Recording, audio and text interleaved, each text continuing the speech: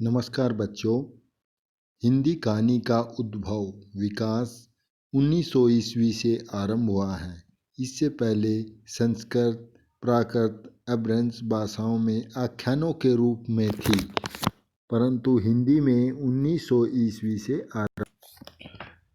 आदिकाल से ही मानव किसी न किसी रूप से कहानी कहता सुनाता आया। यही कारण है कि संसार में सभी देशों में लोक कथाओं, उपदेशों, कथाओं का एक लंबा इतिहास देखा जा सकता है। भारत में ऋग्वेद, ब्राह्मण ग्रंथ, उपनिषदों, पुराणों, जैन साहित्य, बौद्ध साहित्य, जातक साहित्य में असंख्य कहानियाँ बिखरी पड़ी हैं। विशेषकर संस्कृत में पंचतंत्र, हितोपदेश, कथा, सती, सार की कहानियाँ आज भी काफ़ी लोकप्रिय हैं, लेकिन ये कहानियाँ आधुनिक कहानी से सर्वथा अलग हैं। इनमें वर्णनात्मक, उपदेशात्मक होती हैं। आधुनिक कहानी का स्वरूप अंग्रेजी और बंगला कहानियों के अनुकरण का परिणाम है।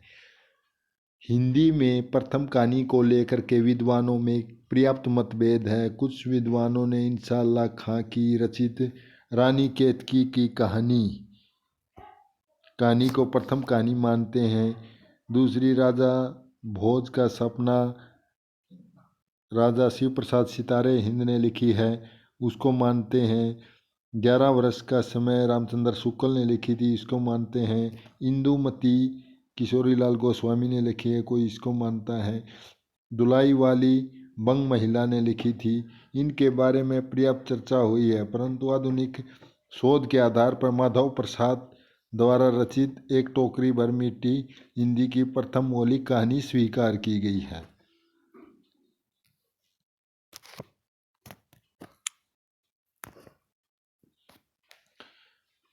कहानियों को बांटने के लिए प्रेमचंद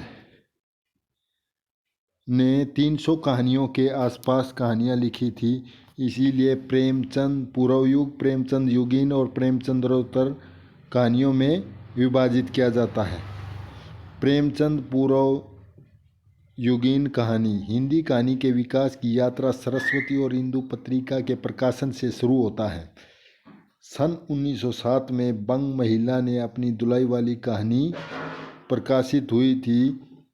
1909 में वृंदावन लाल द्वारा रचित कहानी राखी बंद भाई का प्रकाशन हुआ था। इधर इंदु पत्रिका के माध्यम से जयशंकर प्रसाद ने अपनी बहुत सी कहानियों का प्रकाशन करा था। सबसे पहले उन्होंने ग्राम कहानी 1910 में लिखी थी। दूसरी रसिया बालम 1912 में इंदु पत्रिका में छपी थी।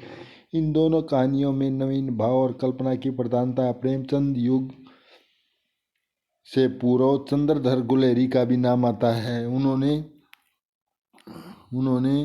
उनके द्वारा रचित कहानी उसने कहा था काफ़ी लोकप्रिय है। इसमें कर्तव्य और प्रेम का द्वंद्व है, जिस पर प्रेम के ऊपर कर्तव्य की विजय होती है। कला की दृष्टि से कहानी उत्कृष्ट मानी जाती है। प्रेमचंद पूर्व जयशंकर प्रसाद के अतिरिक्त विशंबरनाथ कौशिक, सुदर्शन पांडे बेचन, उगर, आचार्य चतुरसेन शास्त्री आदि साहित्यकारों ने कहानियाँ लिखनी आरंभ कर दी थी। प्रेमचंद की प्रथम कहानी पंच परमेश्वर, विश्वनाथ कौशिक की रक्षाबंधन प्रेमचंद से पूर्व काल की कहानियाँ हैं। इन कहानियों में चरित्र प्रधान, वातावरण की प्रधानता, घटना प्रधान ऐतिहासिक कहानियाँ लिखी गई हैं। इसके बाद प्रेमचंद युग कहानियों का विकास हुआ है।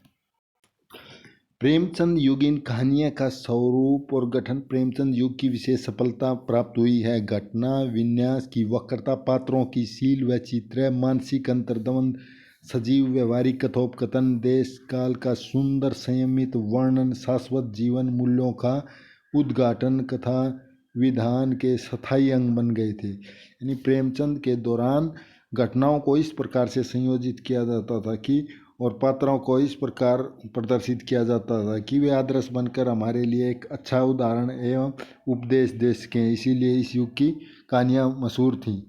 इस युग में गद्य भाषा के सभी रूपों का प्रयोग किया गया। यही नहीं, प्रेमचंद युग में वर्णनात्मक, आत्मकथात्मक, प्रतीकात्मक, भावात्मक कहानियाँ लिखी गई। प्रेमचंद की पहली कहानी थी पंच परमेश्वर। के बाद हिंदी कहानियों में नवीन परंपराओं का परिवर्तन हुआ। प्रेमचंद ने लगभग 300 कहानियाँ लिखी थी, जो उसके मानसरोवर के साथ भागों में संकलित हैं। प्रेमचंद की प्रमुख कहानियाँ पंच परमेश्वर, बड़े घर की बेटी, ठाकुर का कुआं, शतरंज के खिलाड़ी, नमक का दरोगा, मंतर, फूस की रात, कफन। प्रेमचंद की प्रमुख कहानियाँ। प्रेमचंद अपनी कहानी यात्रा आदर्शवाद से आरंभ होकर धीरे धीरे यथार्थवाद की ओर अग्रसर हुआ है। प्रेमचंद युग के दूसरे महत्वपूर्ण कहानीकार जयशंकर प्रसाद हैं। उन्होंने 69 कहानियाँ लिखी। आकाशद्वीप, पुरस्कार, गुंडा कुछ उल्लेखनीय कहानियाँ। जो पुरस्कार तुम्हारे सिलेबस में भी है, इसमें प्रेम पर कर्तव्य की विजय का उल्लेख किया है। इनकी कहानियों में भारतीय आदर्श परंपरा का गौरवगान किया। विषय के अनुसार इनकी कहानियाँ की भाषा कैसी है? तत्सम, प्रधान, संस्कृत निष्ठ है। विशंबरनाथ कौशिक, बद्रीनारायण, प्रेमगन, सुदर्शन भी इसी परंपरा में आते हैं। कौशिक ने ताई, शांति, पगली काकी आदि कहानियाँ विशेष प्रसिद्ध हुई हैं। ताई उनकी सर्वाधिक प्रसिद्ध है। इसमें वह मनोवैज्ञानिक विश्लेषण किया। सुदर्शन पहले तो उर्दू में लिखते थे, लेकिन धीरे धीरे प्रेमचंद के समान उर्दू को छोड़कर हिंदी में लिखने लगे। उनकी प्रमुख कहानी है हार की जीत, सदा सुख, सूरदास उल्लेखनीय कहानी है।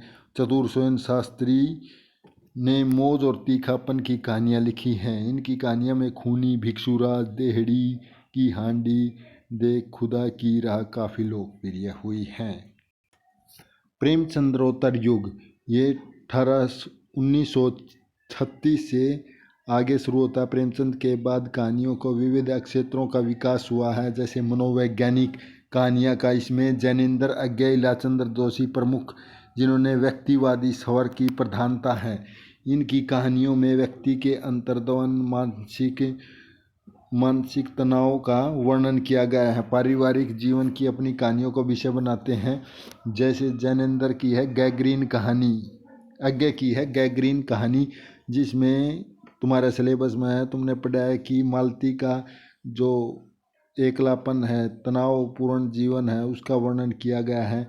उसी प्रकार जैनेन्द्र की सपर्दा, ध्रुव तारा, वातायन, जय संदीप आजे, फांसी कहानियों का उल्लेख है। इलाचंद्र कहानी ये भी फ्रायड मनोविश्लेषणवाद का इनके ऊपर प्रभाव पड़ा है, उन्हीं का अपने कहानियों में वर्णन किया। रोमांटिक, छाया, आहुति, दिवाली, होली। और जो अज्ञे हैं उन्होंने भी पतंगा, कोठरी की बात, शरणार्थी, जयोदल कहानियों का अपने काव्य में वर्णन किया गया है। अन्य कहानीकारों में भगवती प्रसाद वाजपेयी, भगवती शरण वर्मा, बलम शास्त्री के नाम गिनाए जा सकते हैं।